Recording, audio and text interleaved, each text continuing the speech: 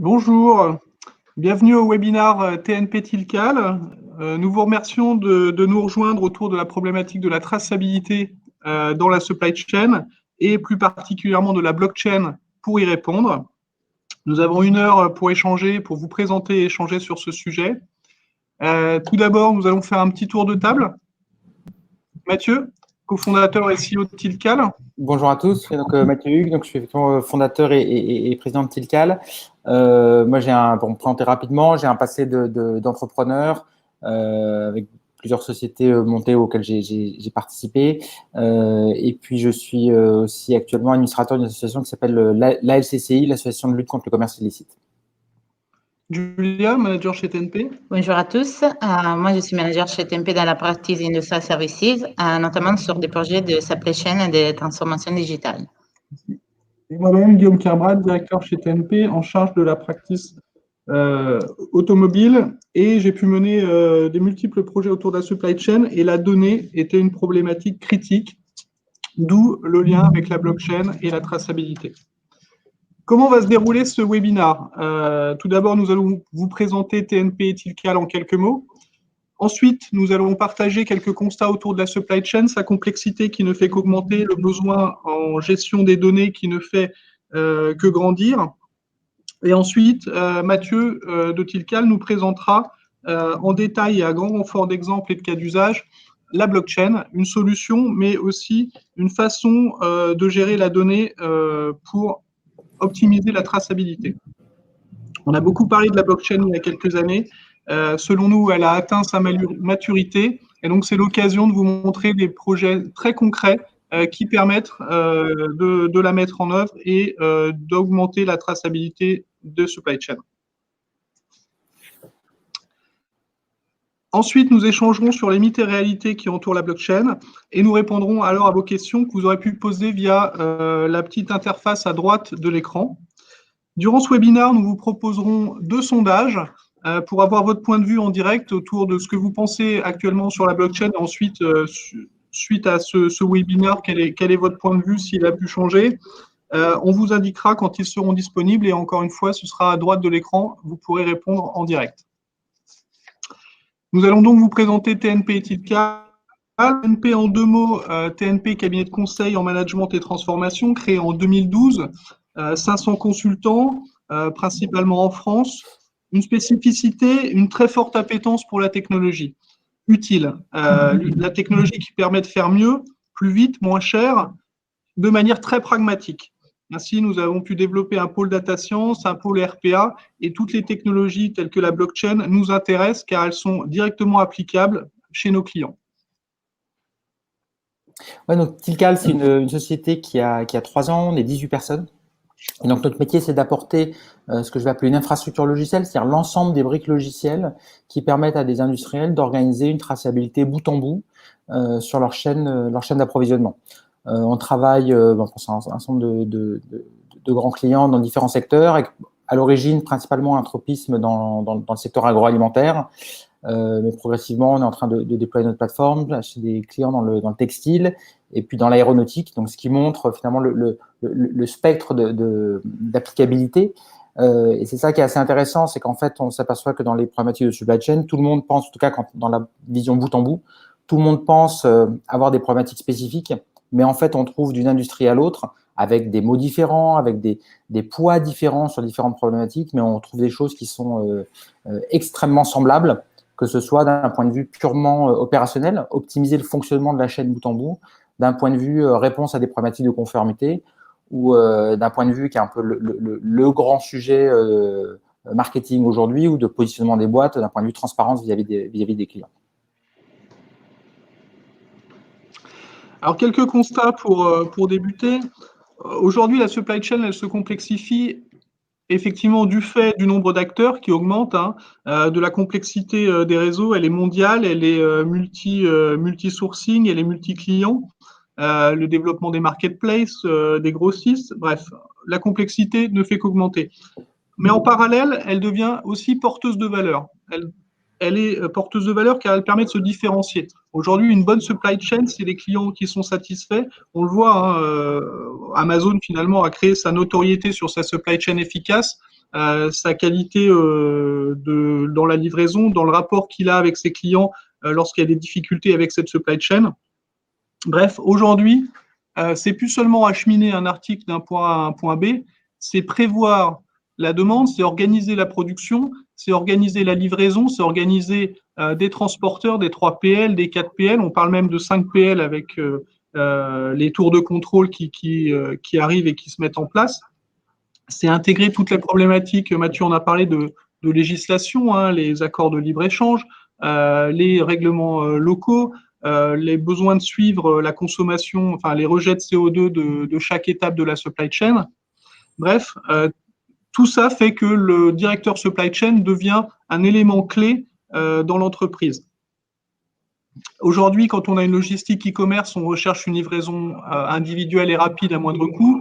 Lorsqu'on est sur des marchés de niche tels que la livraison Energy Utilities, on doit avoir des moyens et des savoir-faire spécifiques, des camions spécifiques, des agréments spécifiques. Et aussi, derrière, tout ce qui concerne la prévision de vente, on le voit actuellement suite à la crise Covid. La difficulté maintenant, c'est que les entreprises manquent de stock pour certaines. Et donc, comment faire pour relancer la production, relancer l'offre. Et donc ça, tous ces sujets, on voit bien que c'est la supply chain qui les porte. Aussi, ce qu'on voit depuis quelques années et qui s'accélère fortement, c'est le corollaire de la complexité, c'est l'augmentation de la donnée disponible. Aujourd'hui, toute la supply chain génère de la donnée. Les outils de prévision de stock, évidemment, les transporteurs qui deviennent de plus en plus connectés, les produits finis également qui sont connectés, hein, les véhicules, les puces RFID qu'on va mettre dans les colis textiles. Et en plus de ça, on utilise toute cette technologie de connexion, de connectivité pour créer des nouveaux services, maintenance prédictive, tracking des flottes. Donc on voit aujourd'hui que les dépenses mondiales en logistique connectée, elles ont été multipliées par 4 en 5 ans, donc ce qui est énorme. On estime à 75 milliards d'objets connectés d'ici 2025. Donc, c'est des choses, on voit, qui s'accélèrent. Et derrière, il faut que la donnée soit fiabilisée. Et en plus d'être fiabilisée, il faut qu'on puisse la traiter. Donc, aujourd'hui, on a les infrastructures Big Data qui sont capables de gérer tous ces volumes de données. Mais on voit aussi qu'on ne pourra pas uniquement passer par la course à la puissance. Et des solutions optimisées, décentralisées, telles que la blockchain, peuvent aider justement à non seulement gérer la donnée, mais aussi à aller attraper la bonne donnée au niveau du fournisseur, au niveau du partenaire, à n'importe quel endroit que ce soit. Et donc, c'est ce que va nous montrer justement Mathieu dans quelques instants. Voilà quelques chiffres autour de la supply chain. Aujourd'hui, la valeur du marché mondial de la logistique s'élève à plus de 4 000 milliards de dollars, ce qui est un chiffre énorme. Et en fait, cette valeur, elle correspond à 12% comme part des activités du PIB mondial. Donc, c'est une activité qui est clé dans le commerce mondial. En termes de taux de croissance, on est à plus de 5% depuis 2016, ce qui montre qu'en fait, l'écosystème il est en train de se complexifier beaucoup plus. Il y a beaucoup plus d'acteurs à suivre. Et c'est confirmé aussi du fait qu'en fait, la sous-traitance pour toutes les activités du transport et de gestion des entrepôts, aujourd'hui, est supérieure à 100%. Ça veut dire qu'en fait, les entreprises aujourd'hui, ils n'ont pas un contrôle à 100% de tout ce qu'ils font en termes de chaîne, mais ils doivent faire confiance à leurs sous-traitants pour la gestion. Et du coup, ils perdent théoriquement en visibilité. On a demandé aux professionnels quels sont les axes qui pour eux sont clés aujourd'hui. Et en fait, il y a deux enjeux qui ressortent le plus. Il y a un enjeu de visibilité et un enjeu plutôt de prévision de la demande. À ces deux enjeux, nous avons la gestion de l'inventaire qui finalement confirme aussi la gestion de la demande parce que finalement, l'inventaire, c'est juste avoir à disposition ce que les clients ont besoin. Du coup, les deux vraies questions aujourd'hui, c'est où ils sont mes produits, à quel niveau, qui a en charge de les traiter, du coup, au niveau vraiment de visibilité, et qu'est-ce qu'ils veulent mes clients, quand et quelle quantité. Du coup, aujourd'hui, on peut, comme disait Guillaume, avec la pandémie, il y a plein d'entreprises qui ont arrêté de produire et aujourd'hui, ils se trouvent en condition de difficulté parce qu'ils ne sont pas capables de pouvoir répondre à la demande. Du coup, les enjeux qui sont soulevés par les professionnels, finalement, ils montrent vraiment la complexité croissante de l'écosystème. Et donc, effectivement, au-delà de ces enjeux qui sont des enjeux opérationnels et finalement assez historiques de la supply chain, ce qu'on voit, c'est qu'il y a de nouveaux enjeux qui émergent et qui deviennent de plus en plus importants. C'est que la supply chain, elle doit garantir et participer à l'engagement de l'entreprise. Aujourd'hui, une entreprise, elle s'engage à fournir un produit de qualité. C'est son premier, finalement, objectif de son existence. Un produit de qualité qui doit être livré sans défaut, évidemment. Donc ça, c'est aussi pareil un objectif historique de la supply chain, sans défaut, livré à l'heure, mais aussi avec un process de fabrication éthique, avec une connaissance de ce qui se passe au niveau des strates de ses sous-traitants. Sinon, si tout ça ne se passe pas correctement, si le produit est défectueux, s'il est livré avec des défauts, s'il a un process de fabrication qui est non éthique, on risque la sanction. Aujourd'hui, la sanction, c'est quoi? C'est des bad buzz sur les réseaux sociaux, c'est des campagnes de boycott, et ça peut faire évidemment très très mal très rapidement.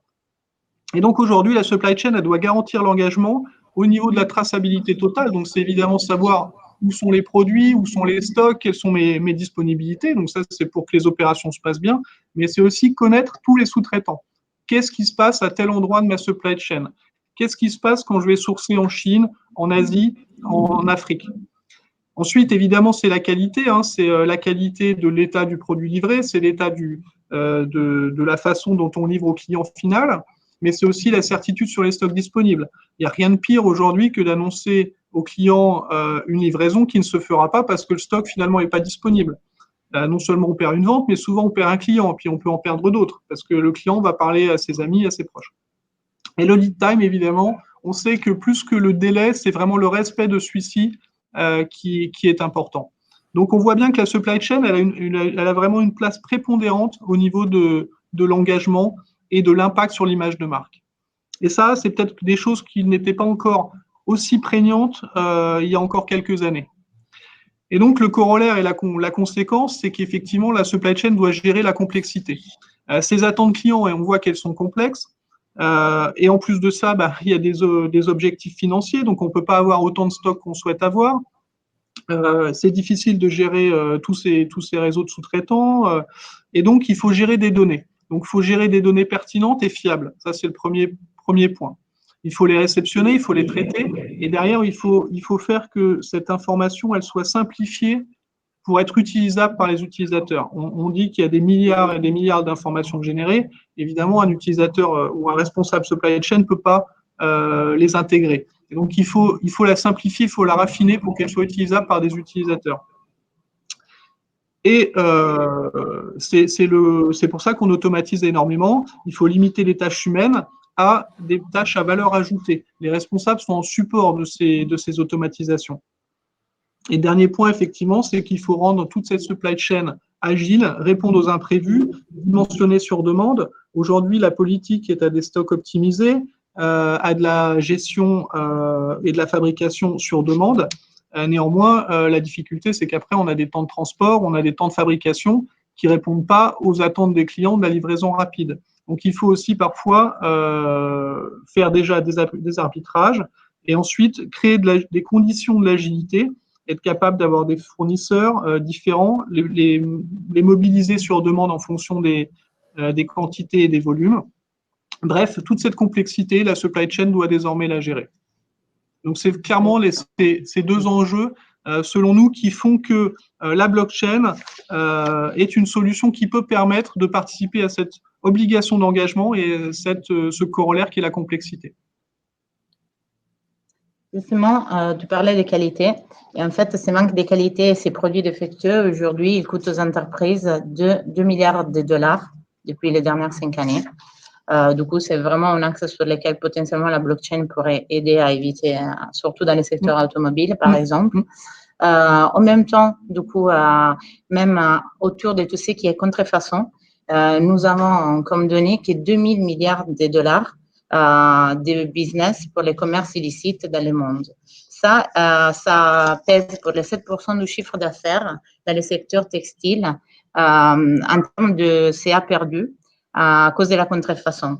Mathieu, vu que toi, tu es administrateur aussi de l'association pour la lutte au commerce illicite, Est-ce que tu as un avis autour de tout ça? Ah ouais, alors, je change de casquette. Donc avec ma casquette SSI, ouais, une illustration là-dessus. Donc déjà, ce qu'on appelle le commerce illicite, c'est évidemment c'est de la contrefaçon, mais ça englobe d'autres choses. C'est-à-dire ça englobe l'ensemble de la mise sur le marché de produits qui sont à un moment donné en contrevenance d'une législation. Donc ça peut être des produits qui vont intégrer du travail d'enfant, des produits qui font l'objet de marchés gris ou d'importations parallèles, etc. Et ce qui est assez intéressant dans le chiffre que tu donnes, là, Julia, de 2000 milliards, si on le rapproche tout à l'heure de ce que tu disais sur la logistique, hein, 4200 milliards de business, et tu disais c'est un énorme business mondial. Bah, en gros, le commerce illicite aujourd'hui, c'est la moitié de ça. Donc c'est en soi un énorme business. Et en fait, la caractéristique essentielle depuis l'évolution de ça, essentielle depuis 10-15 ans, c'est justement que c'est devenu un business. C'est-à-dire que là où finalement, la contrefaçon de produits, il y a 15-20 ans, c'était en quelque sorte un byproduct de l'industrie et des supply chain. C'est devenu aujourd'hui un objectif pour un certain nombre de groupes parce que simplement, ça représente un business colossal, extrêmement rentable, extrêmement peu puni. Vendre des copies de parfums de luxe, ça coûte pas grand-chose quand on se fait choper et c'est largement plus rentable que même de commercialiser de la drogue, par exemple. Il y a un certain nombre d'études d'Europol là-dessus. C'est assez intéressant de regarder le contraste entre tout ça. Donc, c'est un très gros business et qui, à la fois, profite du manque de visibilité dans les supply chains. Quand on ne contrôle pas bien, ben, évidemment, on a du mal à savoir ce qui se passe et à contrôler ce qui se passe. Mais qui, par ailleurs, contribue à déstabiliser finalement les supply chains. Justement, il y a quelques semaines, il y a LVMH qui a saisi plus d'1 million de flacons de parfums de différentes marques en Grèce qui allaient être distribués dans les marchés locaux. Du coup, c'est vraiment une organisation à soi avec de la production, avec de la distribution. Tout à fait. Voilà. Parfois dans la même usine la nuit d'ailleurs. Enfin. Et justement, pour confirmer ce que tu viens de dire, les 95% des dirigeants aujourd'hui confirment qu'avoir une vision 360 degrés sur tous les flux internes et externes des entreprises est clé pour une gestion efficace et optimisée de leur performance. Voilà. Donc, maintenant, on vous posera une question à travers le menu des sondages. Donc, on vous propose d'aller cliquer sur sondage. Si vous pouvez répondre aux questions, nous allons après pouvoir discuter de quel est votre point de vue. Du coup, quel est votre point de vue concernant la blockchain? Du coup, je l'utilise dans mes projets. J'observe de loin son développement. J'examine des cas possibles. Je ne m'intéresse pas. Donc, n'hésitez pas à répondre et à soumettre les votes pour que nous puissions le voir. En même temps, on peut regarder ce qu'ils ont répondu à les entreprises autour de cette question. En fait, il y a les 20% des entreprises qui, en 2018, ont décidé de lancer des projets de blockchain. Ils ont mis en place des solutions. Et en fait, il y a plus de 50% qui ont en fait de l'intérêt autour de cette technologie. Les restes, ils sont en train ou d'examiner les cas. Et après, il y a juste 16% qui aujourd'hui ne sont pas intéressés, mais potentiellement parce qu'ils n'ont pas pris le temps de s'intéresser.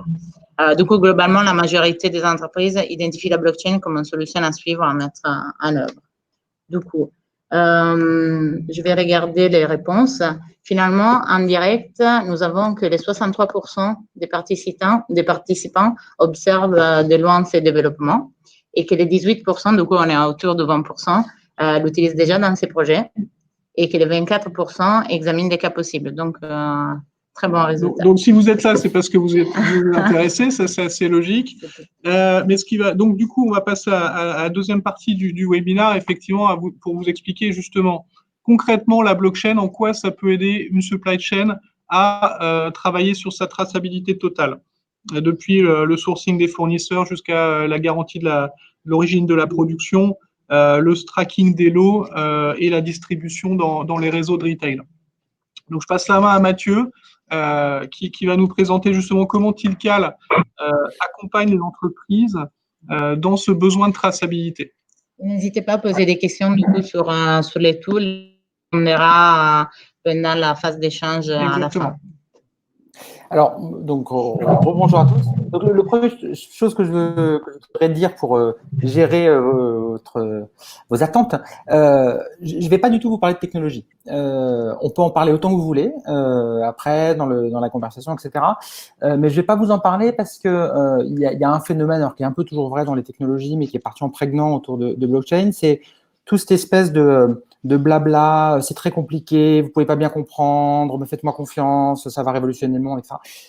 Je trouve ça très fatigant, ça aide pas tellement à réfléchir et ça aide pas à comprendre pourquoi une technologie apporte quelque chose de nouveau dans un contexte métier. Donc je pense que ce qui est intéressant, ce que je vous propose là, c'est plutôt de se concentrer sur finalement pourquoi il y a besoin d'une technologie différente pour gérer les supply chains modernes et leur traçabilité, et en quoi spécifiquement cette technologie apporte une brique qui s'insère dans un écosystème, qui s'insère avec d'autres briques, apporte une brique pour effectivement améliorer la maîtrise de la supply chain. Le premier point pour regarder ça, je voudrais revenir sur ce qui a été évoqué avant, mais qui je pense, qui est vraiment la pierre angulaire de tout et qui est vraiment clé.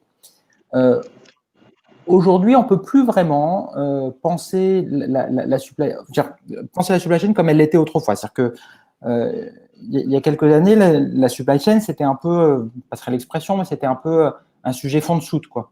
Hein, c'est un truc qui se passait en entrepôt. Tout ça, les mains sont un peu graisseuses, c'est pas top, quoi. Mais c'est plus du tout ça.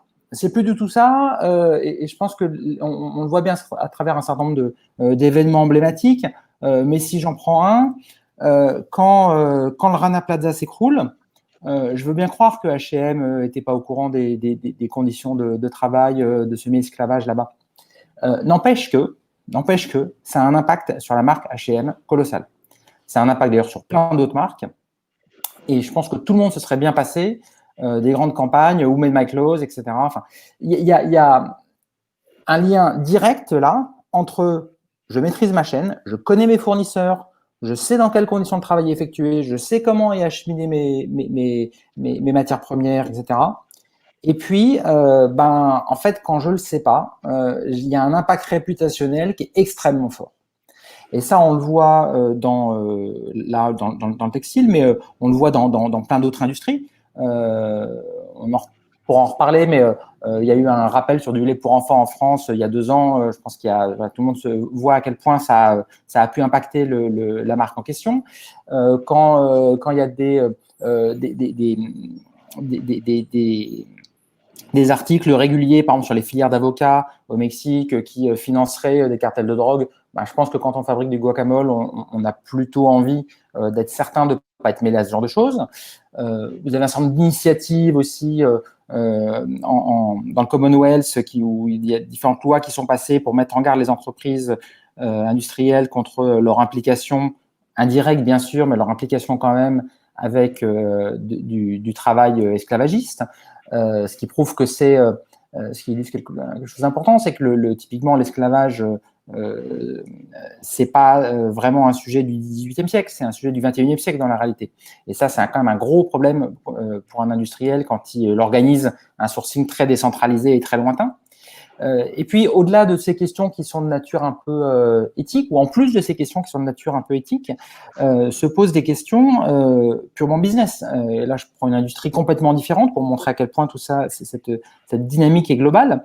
Il y a 5-6 mois, le LME, le London Metal Exchange, qui est la plus grosse bourse mondiale de trading de métaux, qui a annoncé que à échéance 2025, les entreprises qui ne seraient pas capables de prouver la traçabilité des métaux, c'est-à-dire cobalt, tungstène, etc., tradés sur LME, seraient exclus.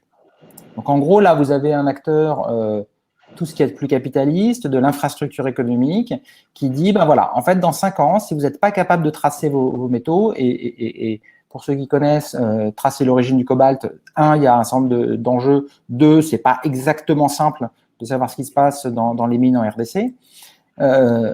Vous avez donc un acteur de l'infrastructure économique qui dit, moi, si vous n'êtes pas capable de le faire dans 5 ans, vous êtes out of business, terminé, dehors. Donc, il y a vraiment un enjeu réputationnel, mais en fait, il y a un enjeu de survie pour beaucoup de boîtes, de reprendre le contrôle sur les supply chains. Et quand je parle de reprendre le contrôle, c'est quelque chose de précis. Si on regarde les choses en face, et encore une fois, on travaille dans des industries assez différentes, à peu près tout le monde connaît ses fournisseurs tier 1, normalement. Fournisseurs tier 2, ça commence à être beaucoup plus léger. Et quand on est au niveau 3, alors là, c'est normal, en général, le blackout complet. Or, dans une supply chain un peu moderne, vous avez facilement 10, 20, 50, 100 niveaux d'intermédiaires tout le long de la chaîne. Donc, quand on en connaît, allez, mettons 2 niveaux amont, 2 niveaux aval pour être un petit peu optimiste, ben, ça laisse quand même beaucoup de place à des dysfonctionnements sur l'ensemble du reste. Donc, c'est ça un peu, je dirais, l'enjeu général. Dans cet enjeu, en fait, ce qui se passe et comment dire, le driver de l'émergence de ces nouveaux problèmes, c'est qu'en fait, on garde souvent une vue un peu poétique des supply chains, un peu simplifiée. C'est-à-dire qu'une supply chain, c'est quoi? C'est le graphique qu'on voit un peu à gauche, là. C'est un truc un peu théorique. En gros, j'ai 5-6 étapes, ça s'enchaîne et tout ça est magnifique. Enfin, dans la réalité, ça se passe juste jamais comme ça. Dans la réalité, une supply chain simplifiée, c'est ce qu'on voit plutôt sur la droite. C'est-à-dire, c'est des choses où il y a beaucoup d'interdépendances, où il y a du co-packing, du repacking, où il y a du transit par des zones de libre-échange, où il y a évidemment beaucoup de sous-traitance. Je prends un exemple qui est assez parlant, je crois, que tout le monde connaît dans le transport, entre la boîte avec qui vous allez contractualiser une prestation de transport ou logistique et le gars qui amène son camion. Assez couramment, il y a 4, 5, 6 niveaux de sous-traitance. Donc, ce que ça veut dire dans la vraie vie, si on met des mots, c'est que on ne sait pas qui transporte ces marchandises. Et ça, c'est quand même un souci. Ça engendre évidemment tout un tas de problèmes. En gros, si on le regarde de loin, les supply chains sont devenus des environnements qui sont… alors, si on prend un terme un peu informatique pour faire un peu le lien finalement avec les questions technologiques qu'on pose, sont devenus des environnements très décentralisés, très distribués, mais surtout qui évoluent beaucoup. Quand il y a 5-6 niveaux de sous-traitance, les sous-traitants, ils changent vite. Et puis, c'est des environnements où, en fait, il y a des niveaux de maturité, des niveaux de système, de digitalisation qui sont extrêmement différents. C'est normal, entre une plantation de cacao en Afrique et puis un industriel qui fabrique du chocolat en Europe, tout le monde n'a pas SAP, heureusement d'ailleurs. Il y a quand même des gros niveaux, des grosses différences de maturité. Et puis surtout, il y a des intérêts qui peuvent être divergents. Et ça, quand on commence à réfléchir à qu'est-ce que c'est que de la traçabilité, comment on capte de l'information sur toute la chaîne, on est obligé de prendre en compte ces différences de maturité, de système et d'intérêt. Si on fait un dernier point sur la traçabilité, pour enlever, prendre en compte une réponse que tout le monde a, qui est naturelle, qui est un peu défensive, c'est oui, bien sûr, tout le monde fait de la traçabilité depuis 40 ans. Oui, bien sûr, partout, c'est vrai. Simplement, la façon dont on fait de la traçabilité depuis 40 ans, elle est adaptée au schéma qu'on voyait sur la gauche. C'est-à-dire qu'elle est adaptée à un environnement où, en gros, je caricature un peu, mais où, en gros, je connais mes 3 fournisseurs et je leur tape dans la main. Et quand je les connais et que je leur tape dans la main, ça suffit d'envoyer une fois tous les 2 ans un auditeur pour regarder comment ça se passe. Parce qu'en gros, comment ça se passe aujourd'hui est représentatif de comment ça se passera dans 2 ans. Ça suffit de faire un certain nombre de relevés d'informations sur du papier et de transmettre le cahier en question si vraiment il y a un problème. Ça suffit de mettre juste quelques capteurs pour vérifier ponctuellement qu'il y a une température qui est bien assurée. Ça suffit quand l'environnement il est simple. C'est-à-dire qu'il suffit de faire finalement des prélèvements. La traçabilité qu'on fait usuellement, c'est vraiment des prélèvements, c'est des choses qui sont locales. Ça suffit quand l'environnement est simple. Quand l'environnement devient complexe et mouvant, ça suffit juste plus. Quand on envoie un auditeur dans une plantation de cacao, pour reprendre l'exemple, pour vérifier qu'il n'y a pas d'enfant, bien sûr, le jour où il arrive, il n'y a pas d'enfant. Bien sûr. Est-ce que ça préjuge du fait que le lendemain, il n'y en a pas ? Non, bien sûr que non. Et donc, il faut adopter des stratégies différentes.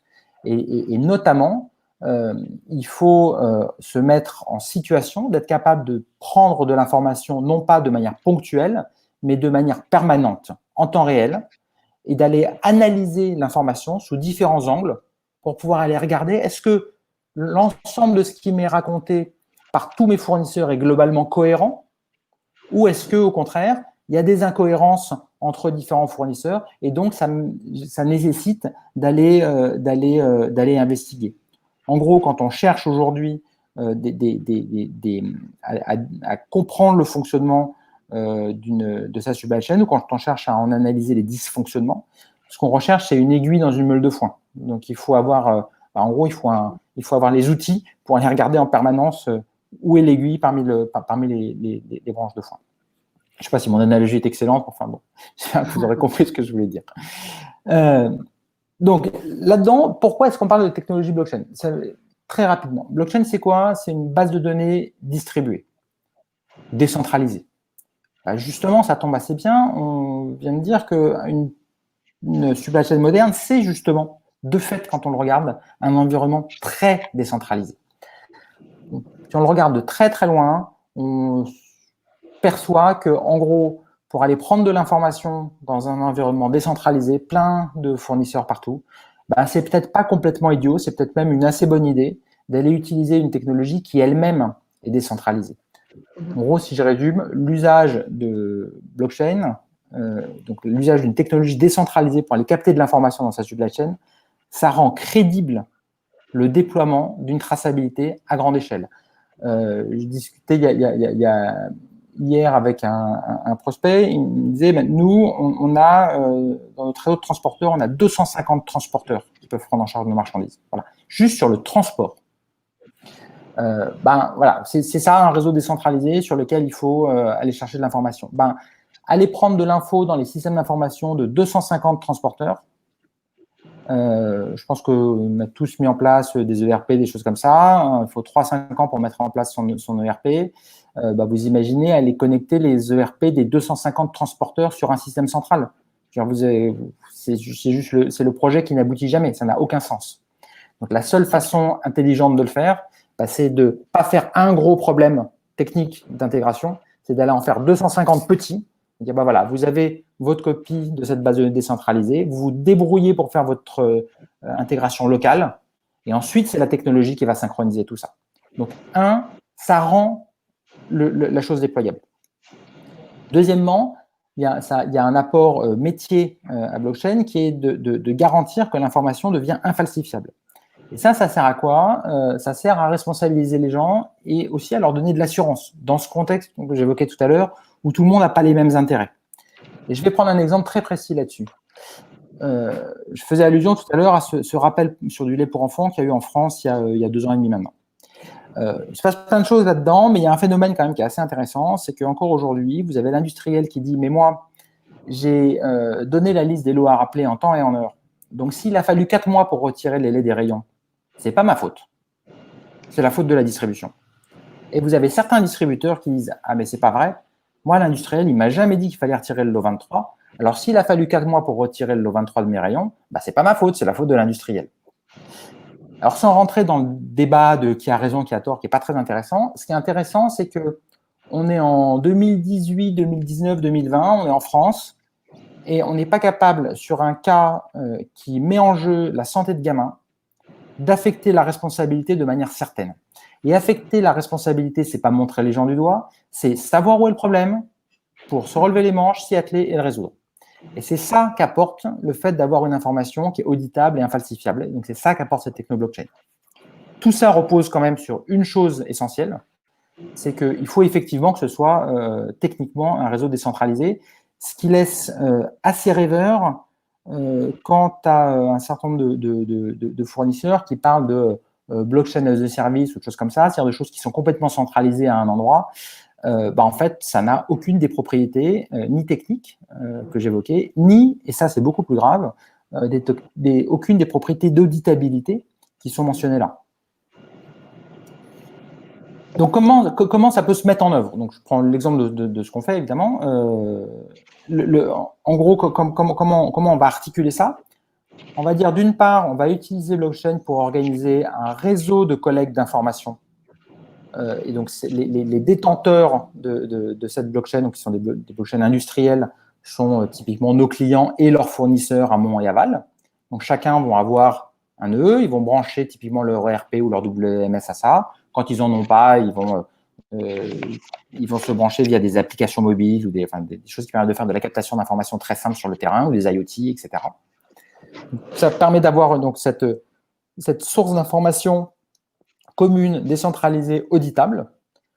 Chaque information fournie, finalement, c'est un petit bout de l'histoire du produit. Et nous, on va récupérer tous ces petits bouts et on va les mettre bout à bout, c'est le cas de le dire, pour reconstituer une vision qu'on va fournir à nos clients de comment s'est déroulée votre supply chain dans la vraie vie, compte tenu de ce que chacun a déclaré. Et puis ensuite, on va traiter ça, l'analyser, parce qu'évidemment, dans les déclarations, dans la vraie vie, il peut y avoir des erreurs, il peut y avoir des fraudes, etc. Ça, c'est normal. Donc, on va l'analyser pour dire, en gros, les déclarations de tout le monde, elles sont cohérentes, ou non, là, il y a l'air d'avoir quelque chose qui est bizarre. Il y a un chargeur qui a envoyé 43 caisses, à l'arrivée, il y en avait 54, il y a 11 caisses, c'est bizarre. C'est peut-être une erreur, mais c'est bizarre, il faut aller regarder. Donc, on va typiquement chercher à aller identifier l'aiguille dans la meule de foin. Pour reprendre mon analogie précédente. Et donc, tout ça avec trois grandes typologies d'usage que je vais illustrer à travers des 3 cas d'usage. Donc, du contrôle opérationnel. Donc, j'améliore les opérations de ma supply chain bout en bout. Je réponds à des questions de conformité ou je réponds à des questions de transparence où je promeux ma marque et sa transparence et sa maîtrise vis-à-vis du consommateur. Donc, 3 exemples là-dessus.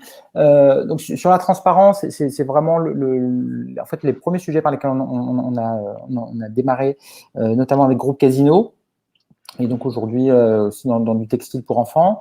Donc, l'objet, c'est quoi? C'est d'être capable, donc je prends le cas de Casino, donc on est sur un ensemble de filières de produits MDD, des œufs, de la volaille, du miel. On est sur des filières, le MDD, c'est des produits qui n'ont pas une super image en général, mais qui, en l'occurrence, là, sur ces filières-là, chez Casino, sont des produits issus d'une agriculture locale, française, responsable, durable, etc. Et donc, il y a la volonté de mettre en avant en fait, les qualités de ces produits et de promouvoir aussi le monde agricole qui fournit ces produits et qui est quand même assez demandeur aujourd'hui de pouvoir se mettre en avant, de raconter sa vie, son métier et de sortir un peu de l'agribashing. Donc, on est vraiment là dans une image, fournir une image précise au consommateur de le produit que j'ai dans les mains, qu'est-ce que c'est, d'où il vient.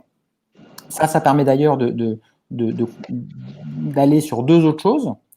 Je parlais de rappel produit tout à l'heure. Je suis consommateur, je scanne mon produit, il y a un rappel sur ce produit. J'ai une alerte en temps réel de la marque qui me dit attention, le produit que tu as dans les mains, le mange pas, le donne pas à des gamins parce qu'il fait l'objet d'un rappel. Ça a l'air de rien, mais je pense qu'à une époque où on parle de confiance, c'est un outil de confiance extraordinaire que d'être capable de dire à son client ne prends pas mon produit. Parce que ce que ça veut dire, c'est que tout le reste du temps, quand je te dis mon produit, il est bon, il est super, c'est vrai. La preuve, c'est que je suis capable de te dire quand c'est pas le cas. Donc ça, je pense que c'est un outil de confiance colossal. Et puis, deuxième chose à laquelle ça amène, j'évoquais tout à l'heure les problématiques de marché gris. Quand un consommateur va typiquement s'intéresser à un produit, on ne sait évidemment pas qui est le consommateur. En revanche, s'il est d'accord, on peut le localiser. Donc, on peut localiser le produit. Et donc, on peut comparer le lieu de vente ou d'émergence du produit sur le marché avec là où il est théoriquement censé être vendu et donc détecter en temps réel des problématiques de type marché gris, importation parallèle, etc. Ce qui fait le lien, parce que là, on voit finalement que ça amène juste à la jonction entre des problématiques de pure transparence et des problématiques opérationnelles. Et donc, opérationnellement, qu'est-ce qu'on peut faire avec ce genre de traçabilité? Donc, ça, c'est par exemple le projet qu'on met en œuvre pour Danone, donc un énorme projet. En fait, on assure la traçabilité du lait pour enfants de Danone à destination de la Chine. Donc là, on est sur des produits très sensibles, du lait pour enfants, un marché très exposé, où il y a eu des cas de contrefaçon extrêmement graves dans les années 2010 à 2016. avec en gros du lait qui était mélangé à la poudre de plastique. Enfin, c'était vraiment, Danone n'était pas concerné, mais ça a impacté l'ensemble du marché. Et donc Danone s'est lancé dans un truc assez extraordinaire où toutes les boîtes de lait à destination de Chine sont marquées de manière unitaire. En fait, il y a un double marquage sur la boîte, un marquage extérieur, donc c'est un marquage avec un numéro unique. Hein, donc c'est ce que fait la pharmacie de manière réglementaire en plus avancé en fait.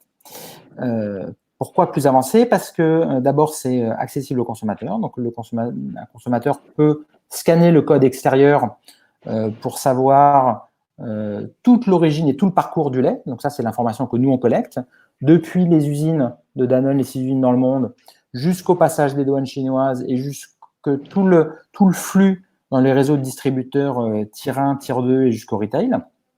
C'est 130 entrepôts en Chine qui enregistrent et transmettent sur notre plateforme tous les flux entrants, sortants et de destruction de produits. Donc ça permet de construire une histoire qui est montré au client ensuite pour le rassurer. Et puis, par ailleurs, pour aller au bout de ce qu'a mis en place Danone, il y a un deuxième code à l'intérieur, sous l'opercule, où il y a une incitation pour les consommateurs à le scanner via des programmes de loyalty. Quand ce code est scanné, en fait, ça entre guillemets, désactive la boîte dans le système. Et donc, ça fait que la prochaine fois que la boîte est scannée, que le code extérieur est scanné, on avertit le consommateur du fait que sa boîte a déjà été ouverte. Et ça, en fait, dans la lutte contre la contrefaçon sur ces produits, c'est extrêmement essentiel parce que une des manières simples de faire de la contrefaçon sur ce genre de produit, c'est le refill. Donc, reprendre des boîtes usagées, les re-remplir, les refermer. Et donc, ça permet de bloquer complètement ça et de voir surtout où est-ce que ça émerge. Avoir une vue, tout ça, c'est des phénomènes de masse, hein, donc c'est vraiment une approche statistique. J'essaye de voir à quel endroit, sur quel lot, il y a ce genre d'émergence. Donc là, c'est plusieurs… Mathieu, je te coupe. Donc effectivement, ce qui est très intéressant sur cet exemple-là, c'est qu'on voit bien qu'on recherche… Alors, dans la partie opérationnelle, on recherche la donnée fiable. Hein, dans les entrepôts, dans les douanes, on suit la donnée fiable pour les opérations. Par contre, effectivement, on utilise aussi de la donnée non fiable pour justement rechercher les incohérences. C'est bien ça. L'objectif de la blockchain, c'est pas d'avoir une donnée fiable. C'est pas de dire, moi, mon sous-traitant, il m'a dit, j'utilise pas d'enfants pour fabriquer mes… Non, par contre, ce qu'on peut faire, c'est de voir si le ratio de personnes dans l'entreprise versus le nombre de pièces fabriquées, encore une fois, pareil, si les boîtes sont réutilisées alors qu'elles devraient pas l'être, on arrive à détecter des tendances et derrière à générer des audits et derrière, en fait, à désamorcer des crises potentielles. C'est bien ça le genre. Tout à fait. Là où je ferais juste une petite nuance, c'est sur le thème de données fiables. En fait, je pense que la question, parce que c'est une question qui est éternelle, hein, il y a plein de gens qui disent blockchain, on ne peut pas modifier la donnée, alors il faut surtout qu'elle soit vraie. Mais c'est une absurdité, en fait. C'est une absurdité, ça n'a pas beaucoup de sens, une donnée vraie. Il y a vraiment une question de qu'est-ce qu'on entend par fiable. De mon point de vue, ce qu'on entend par fiable, ce qu'on doit entendre par fiable dans ce cas précis, c'est une donnée qu'on peut pas remettre en cause, qui peut pas être modifiée after the fact, quoi. C'est-à-dire, je dis blanc un jour et je change le lendemain pour dire rouge, en fait. Parce que là, du coup, on peut plus rien analyser, on sait plus ce qui est solide. En revanche, le fait que la donnée elle soit vraie, c'est-à-dire qu'elle corresponde à la réalité physique, en fait, c'est ça qu'on cherche. On cherche à identifier les cas qui correspondent pas à la réalité physique. Donc, si on a résolu le problème avant, c'est pas très intéressant. Et je prends un exemple très rapide là-dessus. Si dans la salle où vous êtes tous les deux, il y a un capteur de température et que ce capteur de température dit qu'il fait 50 degrés. C'est vrai ou c'est faux? C'est compliqué. J'espère pour vous que c'est pas vrai. Mais néanmoins, c'est vrai que le capteur de température dit qu'il fait 50 degrés. Donc en fait, ce qui est intéressant, c'est de prendre la température de ce capteur et de croiser ça avec une autre information qui est par exemple, Julia, Guillaume, qu'est-ce que vous en pensez? C'est quoi votre sensation dans la salle? On trouve que c'est plutôt agréable. L'information, c'est plutôt agréable, croisée avec l'information, il fait 50 degrés, permet de déduire quelque chose qui est intéressant, qui est le capteur est cassé. Mais en fait, s'il n'y a pas ce croisement, on ne peut rien déduire du fait de la température donnée par le capteur.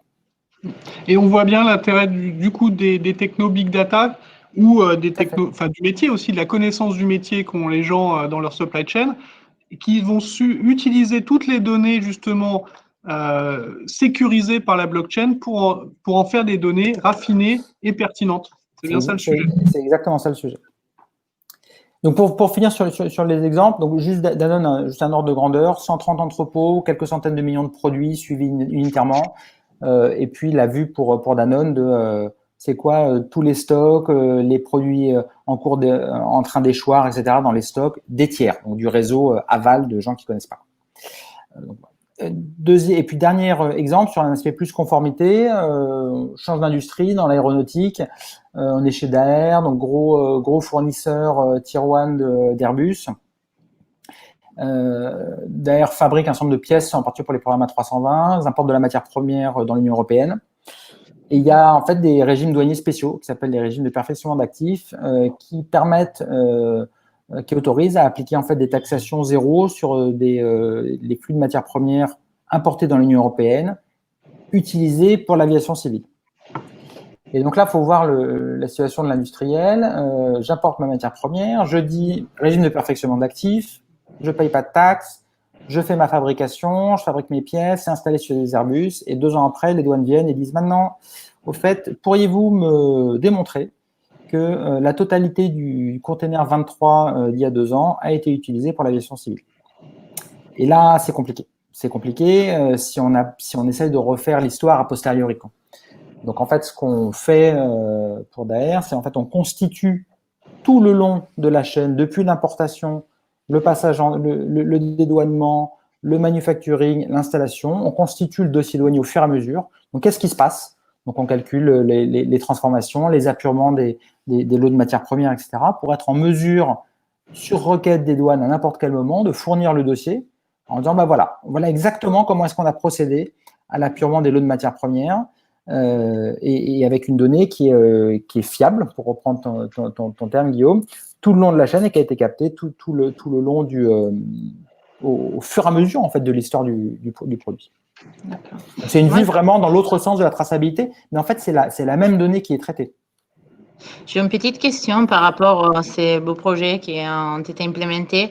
Quelle est la durée moyenne pour la mise en place, pour l'implémentation d'un projet de ce genre et de votre technologie?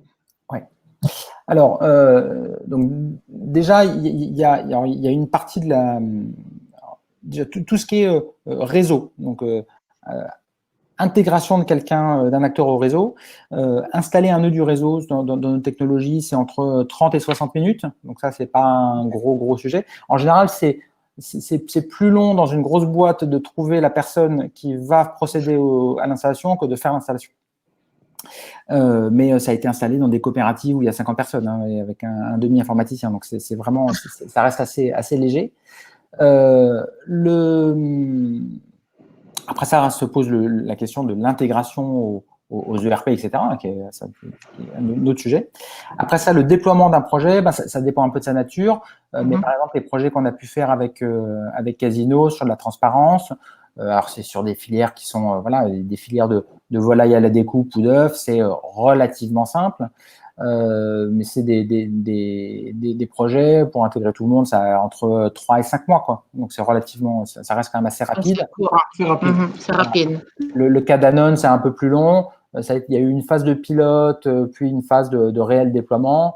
La phase pilote, ça a été 5 mois. La phase de réel déploiement, c'est 8 à 10 mois, quoi.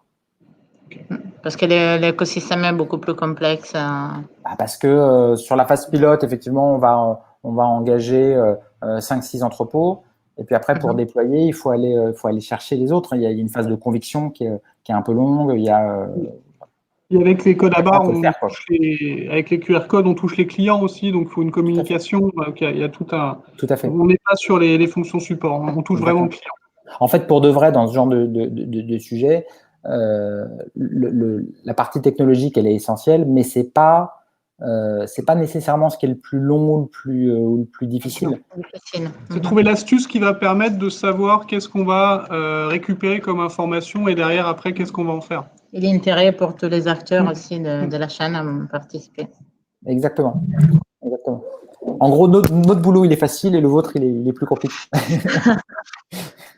Ouais, juste pour résumer après ça, enfin c'est aussi une conviction personnelle, mais je pense que si je devais résumer tout ça, je pense que dans énormément de secteurs, l'avenir pour les marques, mais dans une large mesure aussi l'avenir des marques, c'est évidemment la question de la transparence qui est prégnante dans notre monde, la demande de confiance, de tout savoir sur tout, etc. C'est évidemment une demande très importante, mais je pense que quand on répond à ça, il faut faire très attention et répondre de manière sérieuse. C'est-à-dire qu'il ne s'agit pas juste d'avoir des engagements la main sur le cœur. Il s'agit d'être capable, d'être certain que effectivement, quand on prend un engagement sur un impact environnemental, sur des conditions de travail, sur de la nature des flux, etc., il faut être capable d'être certain qu'on le contrôle et que c'est vrai et qu'on sait aller résoudre le jour où ça part un peu dans les choux. Ce qui arrive, c'est normal.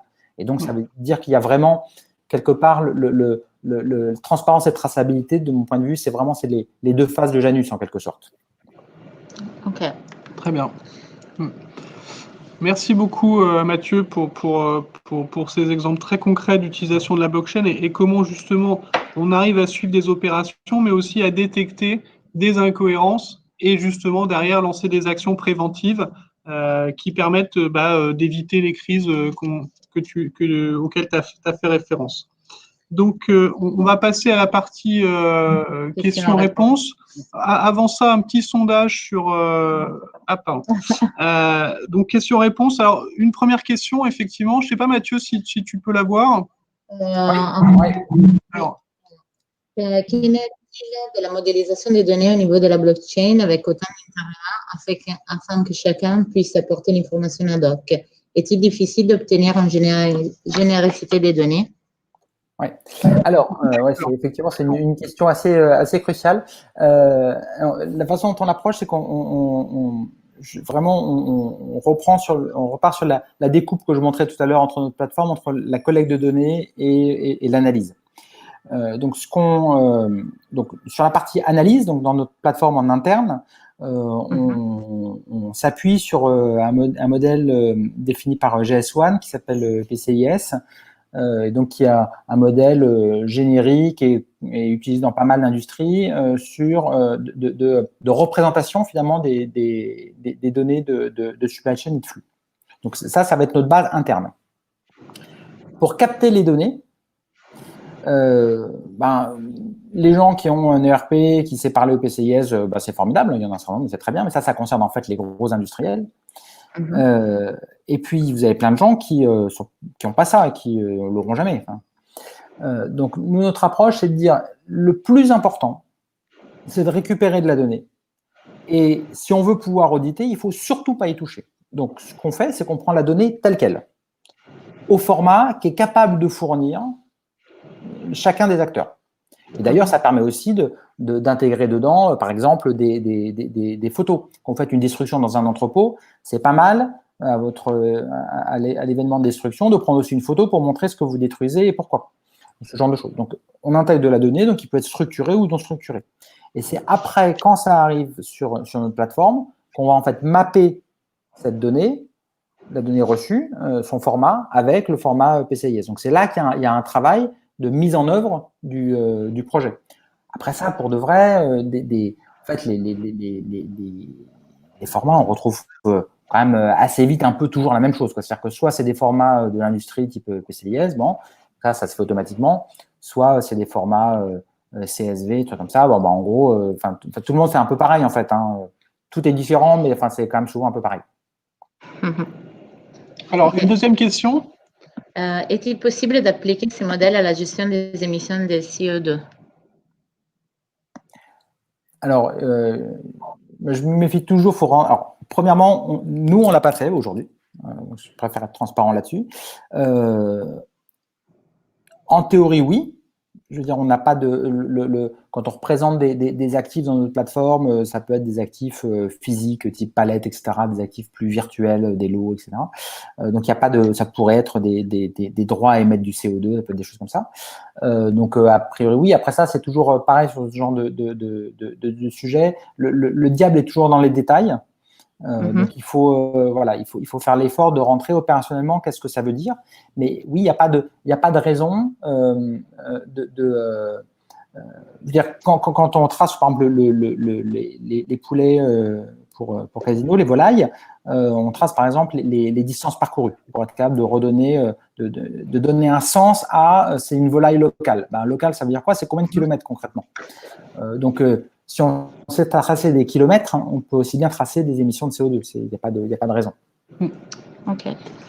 On fait la dernière question. Ouais, dernière question sur le chat, effectivement. Alors, on en a un petit peu parlé, c'est comment faire quand il y a un risque que la donnée soit fausse, entre guillemets, qu'on reçoit soit fausse. On parle, par exemple, effectivement, pays en voie de développement.